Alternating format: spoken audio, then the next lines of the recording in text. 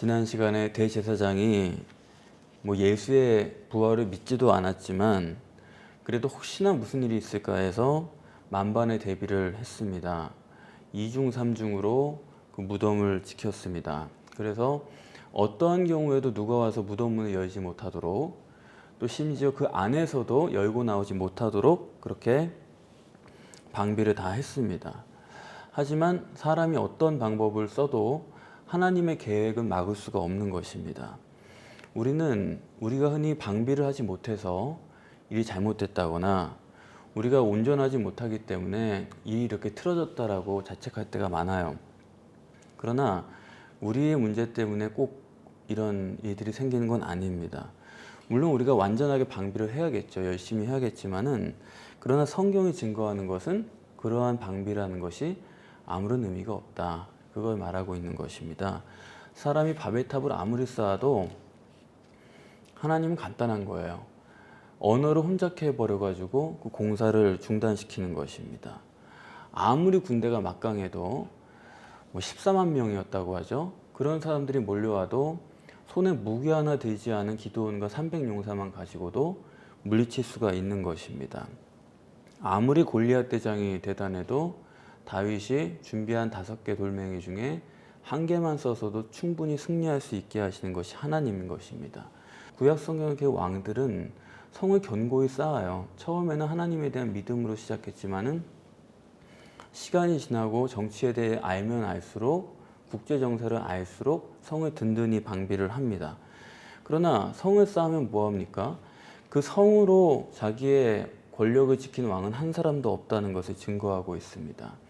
그래서 오늘 본문도 이 대제사장의 방비, 이것을 보면 시편 127편이 마치 이 장면을 두고 하나님께서 하신 말씀이 아닌가, 그런 생각이 들어요. 여호와께서 집을 세우지 아니하시면 세우는 자의 수고가 헛되고, 여호와께서 성을 지키지 아니하시면 파수꾼의 경성함이 다 허사로다, 그랬습니다. 그러니까 세계 최강의 군대를 가지고 이 무덤을 지켜도 하나님께서 그것을 허락하시지 않으면 아무런 소용이 없는 것입니다.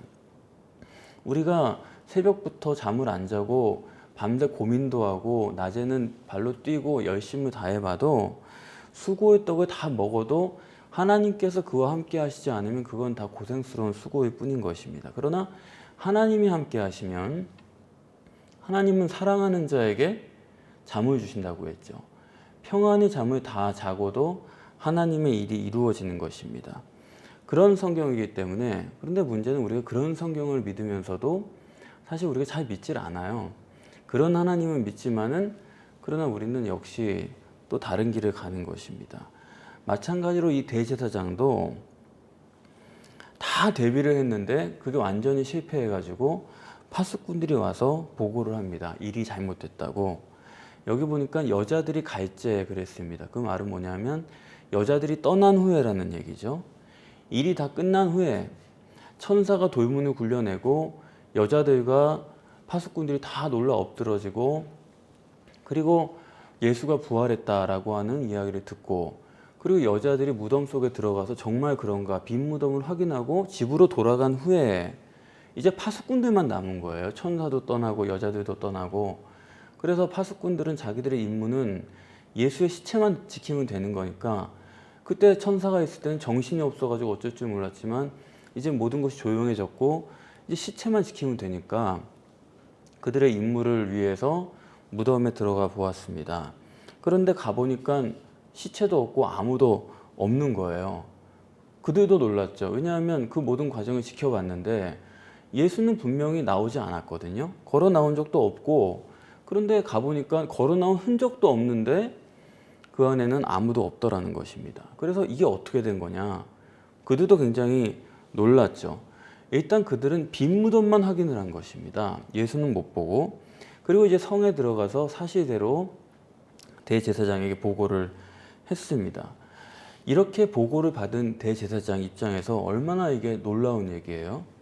그런데 이게 마지막 그의 회개의 기회인데 오늘 본문에 보면은 그것을 아쉽게도 잃어버린 것을 볼 수가 있죠. 물론 대제사장이 공생애 때 예수를 생각하면 죽이는 게 마땅하다라고 생각을 했을 겁니다. 아무리 봐도 이건 사입이 메시아거든요. 사입인데 자기가 참 메시아라고 하나님의 아들을 자처하고 다니니까 하나님을 섬기는 대제사장으로서는 하나님을 섬기는 열심으로서 그 사람을 가만둘 수가 없는 겁니다.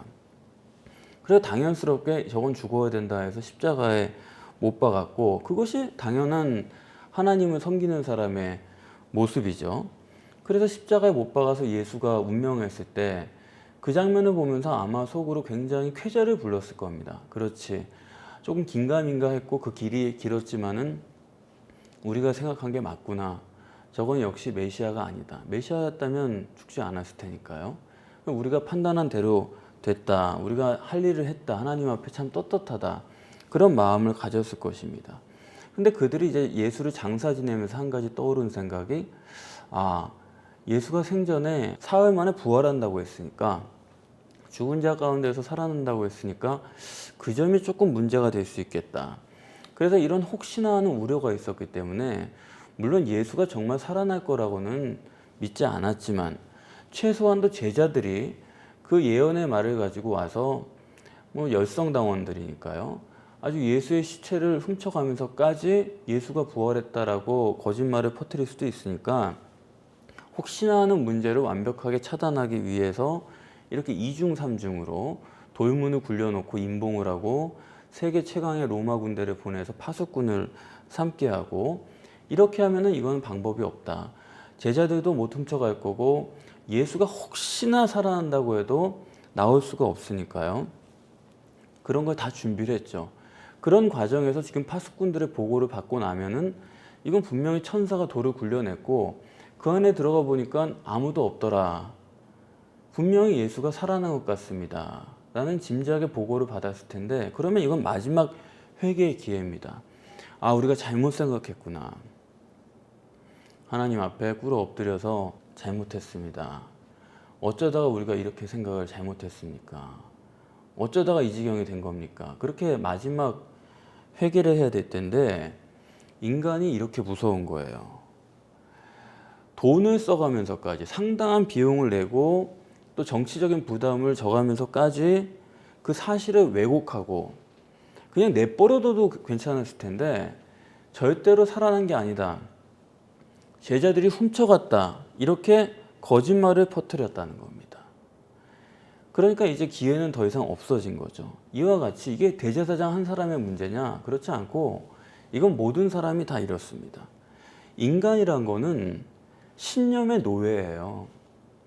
자기가 그 신념을 한번 가지면은, 애들도 그렇습니다.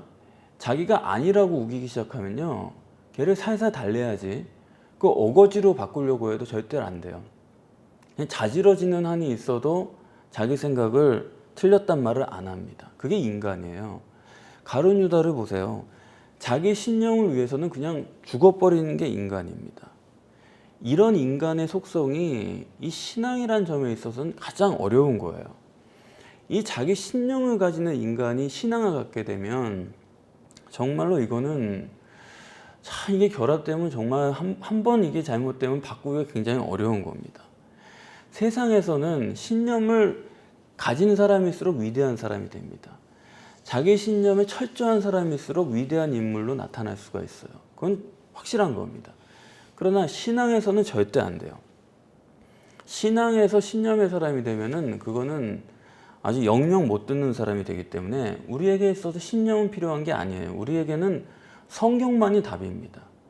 성경만이 신념이 되어야 되지, 그게 아니라 내가 가진 경험이라든가 내가 누구로부터 들은 걸 가지고 얘기할 수는 없어요.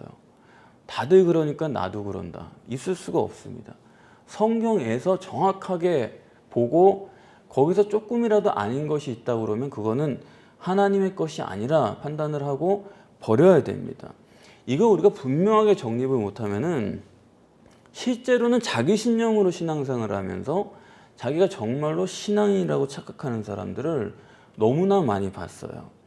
그래서 오늘 본문에는 이 부활설 그리고 절도설이죠. 이 부활설과 절도설을 본문에서 대조를 하고 있습니다. 부활설이든 절도설이든 양쪽 다 증거는 빈 무덤밖에 없어요. 예수를 실제로 보지 못했기 때문에.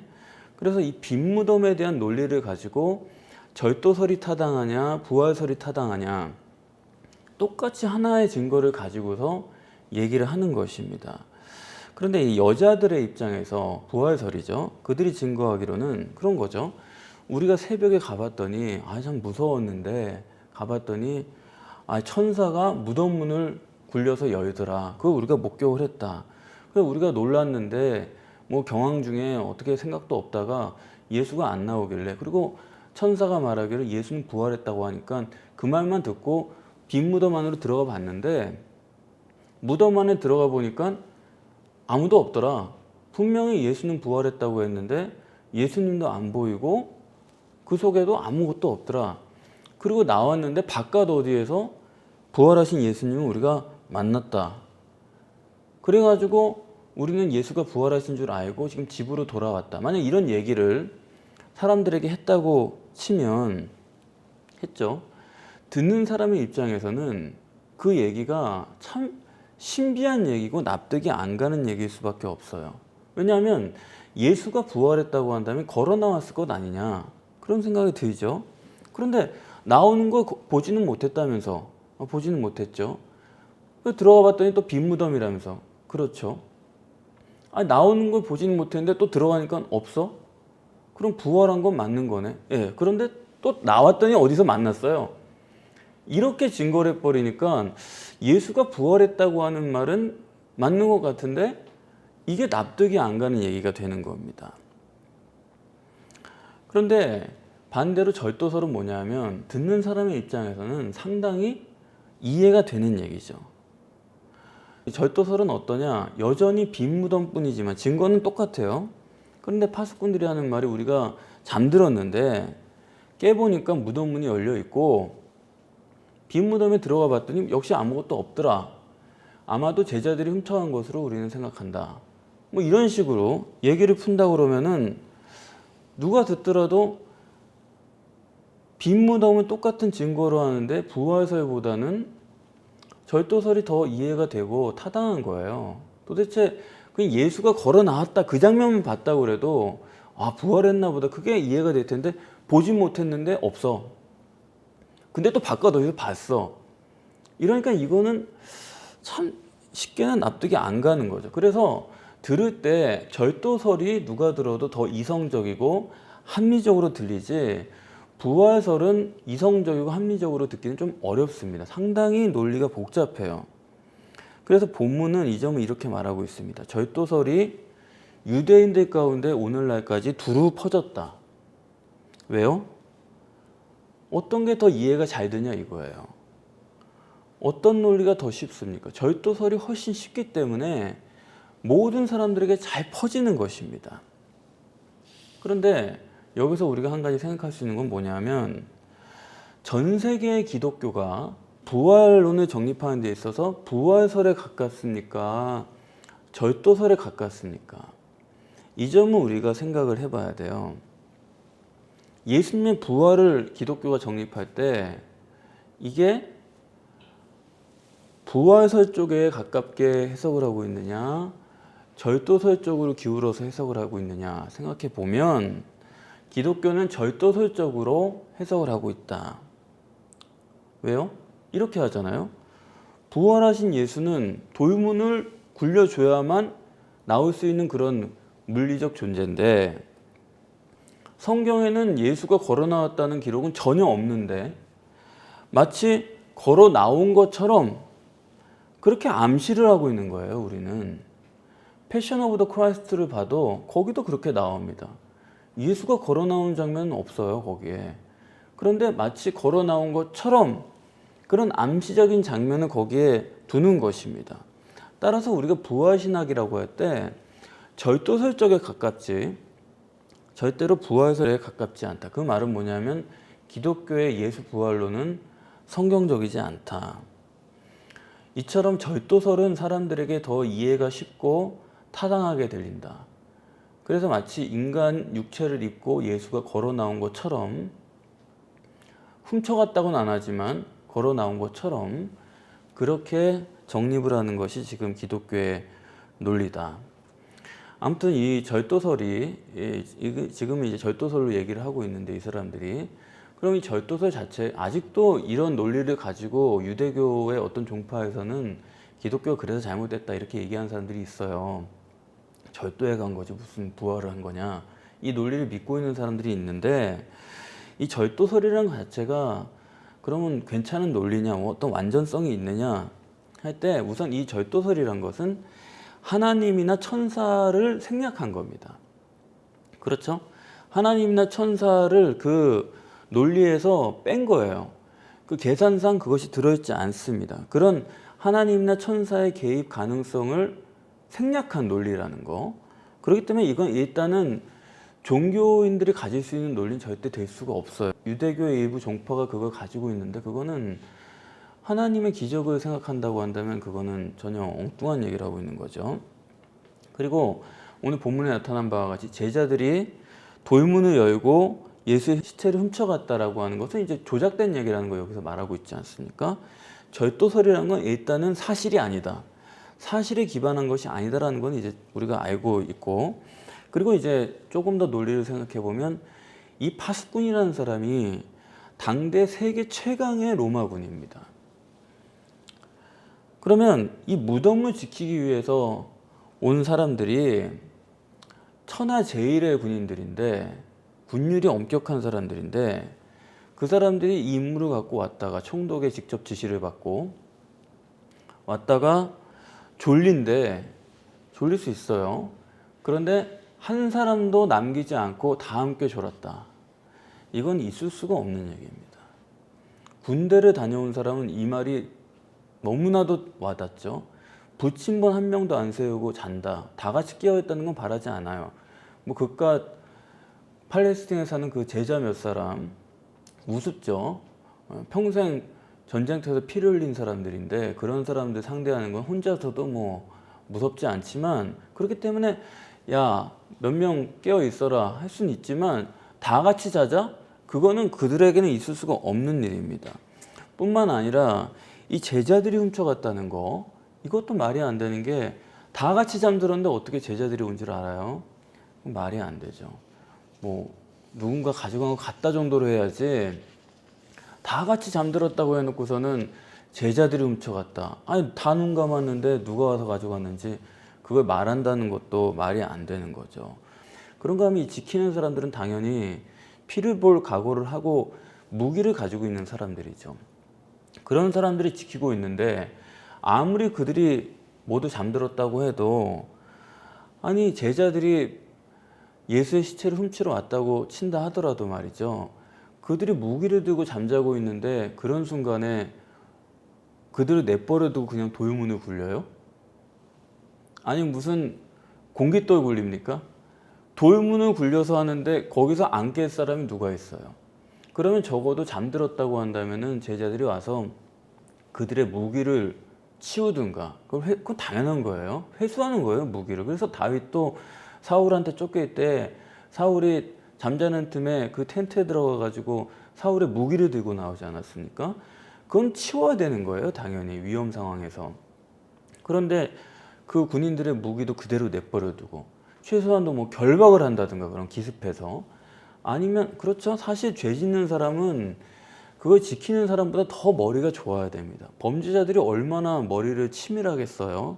그래서 정말로 야 이건 절대 못 가져갈 것이다 하는 거를 도둑질하기 위해서 온갖 머리의 음모를 다 쓰잖아요. 굉장히 치밀하게 준비를 하는데 그런 사람들이 지금 죄를 저지르러 왔는데 그렇게 허술하게 무기도 내버려 두고 파수꾼들도 그냥 내버려 두고 있을 수가 없는 얘기입니다. 그러니까 그야말로 뭐 고양이 걸음으로 그냥 지나간다 그러면 그건 말이 되지만 돌문을 굴려야 되는 입장에서 파수꾼들이 깰 거 염려 안 하고 그냥 처리했다는 것은 말이 안 되죠. 정말 급한 상황에서는 그 사람도 죽여서라도 일을 해결해야 되는 입장이지 이렇게 할 수는 없다. 따라서 이러한 논리는 절도설의 논리는 한마디로 뭐 어느 쪽으로 봐도 그러니까 사실 사람이 거짓말하는 걸 밝혀내는 게 굉장히 쉬워요.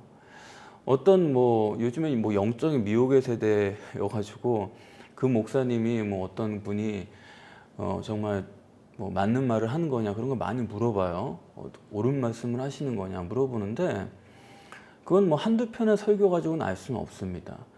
그렇지만 그 설교를 적어도 10편 이상 쭉 들어보면 답이 나와요. 왜 그러냐? 아무리 진실처럼 얘기하려고 해도 거짓이 있으면은 그거는 반드시 어느 부분에서 흐트러지는 부분이 나옵니다.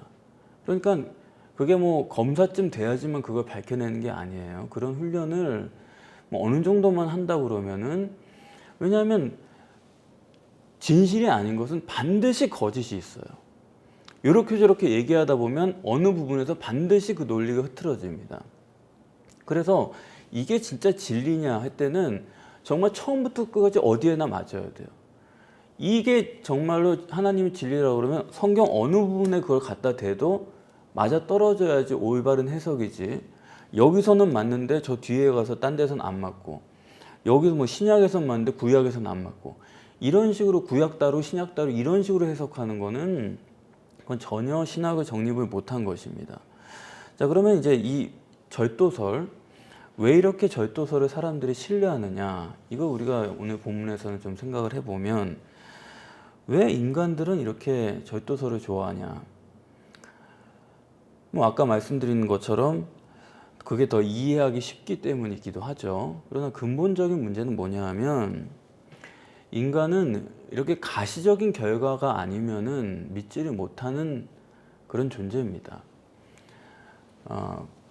보이지 않는 존재가 되살아났다, 보이지 않는다, 그거를 못 받아들여요. 그래서 영으로 살아났다라는 말을 절대로 못 받아들입니다. 무조건 육이 있어야 되는 거예요. 그렇기 때문에 예수가 걸어나온 거 봤냐 못 봤냐, 못 봤다고 그러니까 그럼 훔쳐갔다, 이쪽으로 사람이 기우는 거예요. 그리고 걸어나온 거 못 봤으면 못 봤다고 해야 되는데 마치 걸어나온 걸 본 것처럼 자꾸 그렇게 하는 겁니다. 다시 말하면 부활설이든 절도설이든 이렇게 가시적인 것을 자꾸 만들어내려고 하는 그런 심리, 그게 인간에게는 있어요. 그래서 다시 말하면 눈에 보이는 것만 믿는 거죠. 그래서 애굽에서 10가지 재앙을 경험했을 때도, 아니 그거를 모세가 했다고 할 사람이 누가 했어요? 그거는 하나님이 했죠. 그리고 나와서 홍해를 마른 땅으로 건너고, 불기둥 구름기둥 아래서 살고 만나를 먹여주고 별의별 일을 다 보여줬는데도 인간은 하나님을 못 믿는 겁니다. 그래서 철석같이 모세만 믿는 거예요.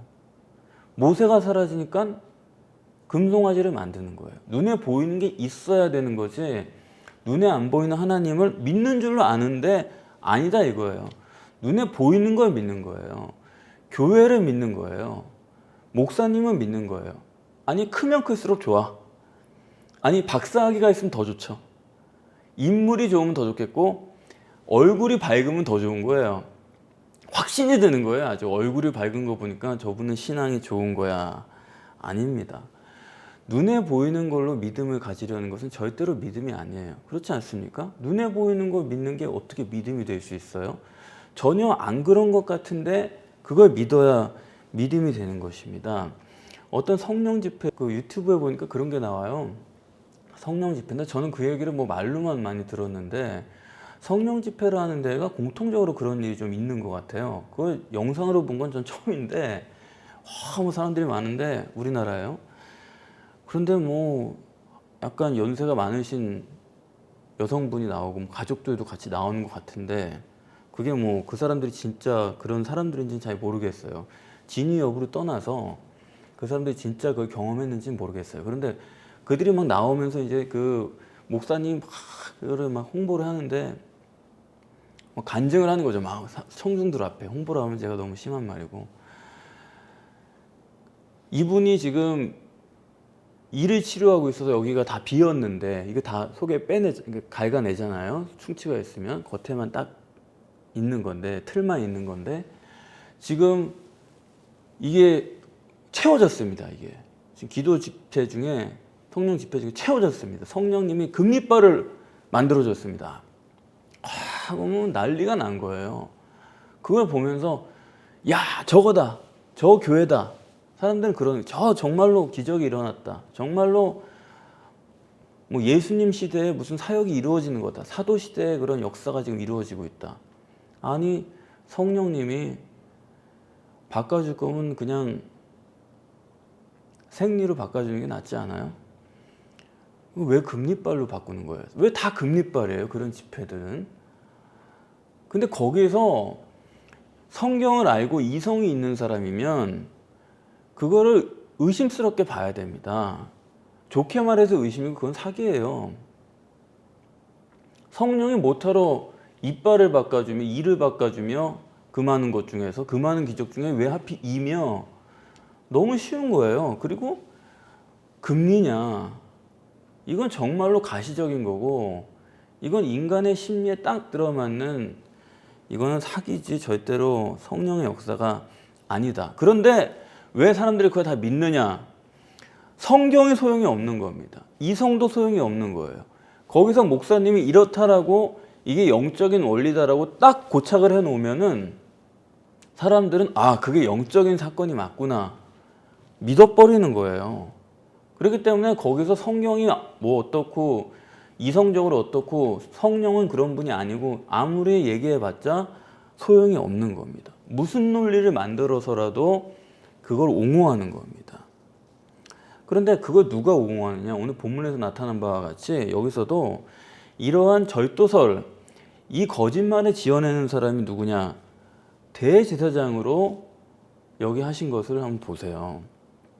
대제사장이 누굽니까? 우리는 여기서 대제사장이 나쁜 사람이네 그렇게 보면 안 돼요. 이거는 하나님을 전부로 아는 사람입니다. 하나님을 섬기는 사람이고 누구보다도 진실되게 살려고 하고 하나님을 위해서 열심을 내는 사람이에요. 그게 대제사장인데 그 사람이 이렇게 거짓말을 지어낼 수 있다고 한다면 이건 뭘 말하는 거냐? 모든 사람이 그럴 수 있다는 얘기입니다. 이게 인간의 속성이라는 거예요. 그러니까 사람이 보고 싶은 대로 자기 신념에 따라서 자기가 원하는 대로 만들어내는 거예요. 그리고 그걸 정당화시키려는 마음이 있습니다. 그렇기 때문에 종교적으로 인간을 미혹하는 게 그렇게 쉬운 거예요. 사람 미혹하는 거 참 쉽습니다. 그렇기 때문에 성경을 전하는 것 같은데 거기에 슬쩍 내 사견을 넣어요. 성경을 말하는 것 같은데 슬쩍 내 경험을 넣어요. 성경을 말하는데 내가 슬쩍 꿈을 꿨는데 이런 위대한 꿈을 꿨고 이런 식으로 섞어서 해놓으면 어쩌면 말하는 그분도 자기가 진실이라고 믿을 수도 있어요. 하지만 사람들은 거기에 완전히 딱 달라붙어 가지고 절대적으로 믿는 겁니다. 성경적으로 볼 때 아닌데 그런 말이 거긴 필요가 없는 거예요. 그게 완전히 딱 붙어버리면은 사람들이 헤어나오지 못하는 거예요. 와, 성령이 위대한 꿈을 이루게 하신다. 그거다. 그걸 바라보면서 사람들이 나가는 겁니다. 그렇기 때문에 이 거짓이란 거, 진실에 딱 조금 섞어가지고 붙이는 거짓, 이 거짓들을 그럼 어떻게 분별하느냐? 거짓은 거짓끼리 만나게 돼 있어요. 거짓을 말하고 거짓을 섞는 사람들은 반드시 친구가 됩니다. 그렇기 때문에 종교다원주의란 게 가능한 거예요. 이 시간에서 말하지는 않겠지만 종교다원주의의 공통점이 뭐냐? 그 사람들이 그렇게 다른데 도대체 친할 수가 없는 사람들인데 어떻게 친하다고 하나 할 때 그들이 가지고 있는 친해지는 공통점이 하나가 있습니다. 그게 뭔지를 보면 아, 그게 얼마나 위험한 것인 줄 알 수가 있고 우리는 철석같이 그게 영적인 것이라고 믿지만 사실은 아니다. 우리에게 중요한 건 성경밖에 없어요. 경험이나 사건이나 가시적인 결과를 믿을 거라고 한다면 그건 믿음도 아니고 우리는 가시적으로 아무것도 없는 것 같아도 성경이 그렇다면 그런 겁니다. 하나님이 주신 것 말고는 필요한 게 없는 거예요. 하나님이 주시지 않은 거는 나는 가질 마음이 없는 거예요. 그런 정도가 되어야 되는 거지. 그래서 예수님이 구유에 온 건 당연한 거예요. 구유에 온 예수님을 믿어야 되는 거지. 기적을 일으키는 예수를 믿어가지고는 아니요.